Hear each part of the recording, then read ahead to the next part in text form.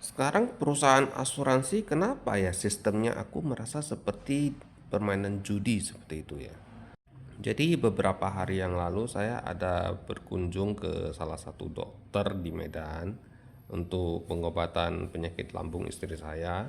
Jadi dokter itu juga ada cerita tentang masalah asuransi di perusahaan yang lainnya, bukan Manulife ya. Ya aku gak boleh sebut nama perusahaannya, yang Ajet lah kita bilang. Oke, jadi di perusahaan tersebut katanya gini, dia klaim, cara menangani klaim itu, membayar klaim itu dia memilih-milih orang, dia sendiri mengakui ya. Rupanya si kakak dari dokter tersebut, rupanya dia adalah seorang agen asuransi terkenal lah di perusahaan tersebut. Dan setelah saya telusuri, kira-kira ya menurut aku ya, dia rupanya mengenal banyak orang-orang konglo lah di Jakarta itu. Itulah yang membuat dia memiliki penjualan yang cukup banyak ya di asuransi tersebut. Lalu saat melakukan klaim, dia bilang khusus untuk nasabah dia yang beberapa orang konglo itu, kalau dia ajuin klaim dia cepat, dia bayar cepat, malahan ibarat kasusnya sampai gak dilihat lagi kasus apa, pokoknya ada klaim kasih bayar ya. Nah, tapi selanjutnya kalau diajuin klaim orang yang bukan tipe-tipe orang tertentu itu ya, tanda kutip ya. Ya, seperti dia bilang ayah dari istrinya. Ya, mertua lah kita bilang ya. Dia mengajuin klaim juga, kasusnya sama mirip, dia mengajuin masalah penyakit kritis awal ya. Tapi malahan pengajuan klaimnya si mertuanya itu gak ditolak. Alasannya gini, dia kasus jantung ya. Alasan tolaknya dia bilang kamu terlalu cepat melakukan penanganan. Nah, ini menurut saya agak aneh ya alasannya ya. Menolak klaim karena orang terlalu cepat melakukan penanganan untuk salah satu penyakit kritisnya. Itu kan aneh aneh sekali ya untuk menolak sebuah klaim ya. Makanya saya kira-kira mengkaitkan asuransi saat ini kayaknya dia udah mulai kayak sistem judi gitu loh. Ada tahu ya kalau judi roulette gitu ya, permainan roulette ya. Dia membayar besar kan kalau orang udah kena angka tersebut kan.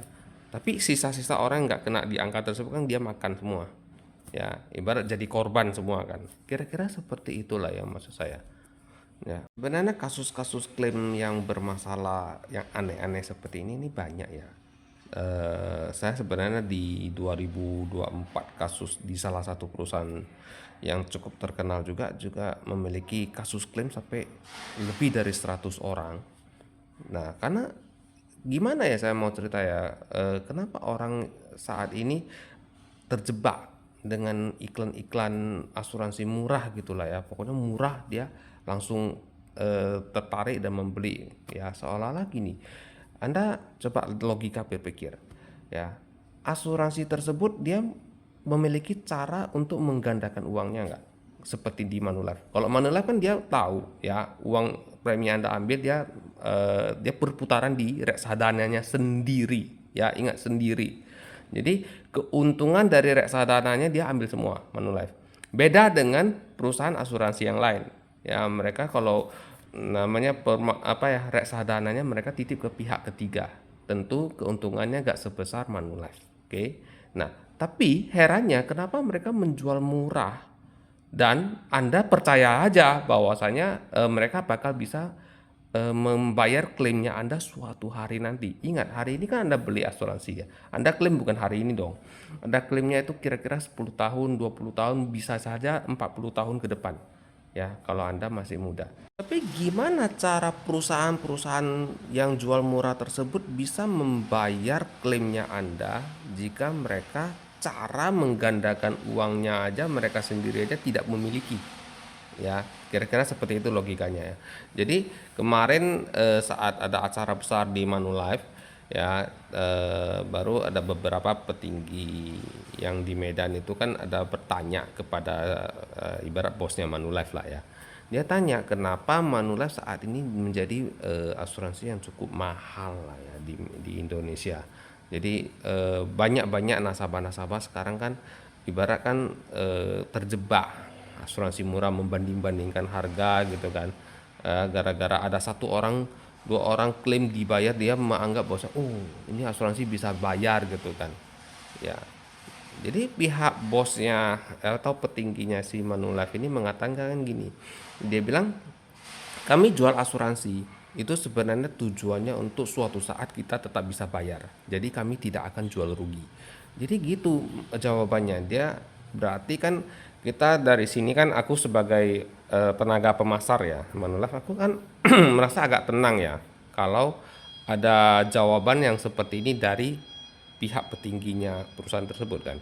Berarti niatnya baik. Dia tahu bahwasanya eh, Anda hari ini masuk asuransi, suatu saat dia akan membayar Anda kembali. Kan ceritanya seperti ini.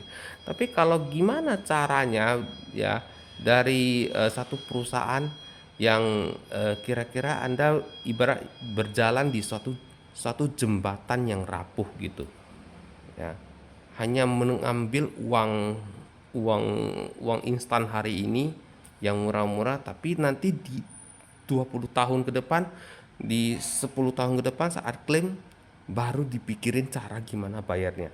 Nah itu Anda hari ini mungkin nggak merasa, tapi aku harap hari ini, video hari ini, suatu saat nanti Anda akan mengerti apa yang dimaksud dengan perkataan saya hari ini. Anda hari ini usahakan jangan begitu percaya banget bahwasanya premi murah itu bisa bayar mahal gitu ya. Ya, aku jujur aja kalau di Manulife dengan premi misalnya 20-an juta ya, dia cuma sanggup talangi 1 miliar uang pertanggungan. Tapi di perusahaan lain dengan 20-an juta dia bisa talangin 2 miliar. Anda pikirlah secara logika, gimana cara mereka membayar Anda nantinya. Ya. Nah, mungkin sekian aja ya info dari saya ya. Semoga Anda bisa mengerti ya. Kalau memang mau tahu tentang Manulife, Anda mau cek harga dengan Manulife, boleh hubungi saya. Oke, terima kasih.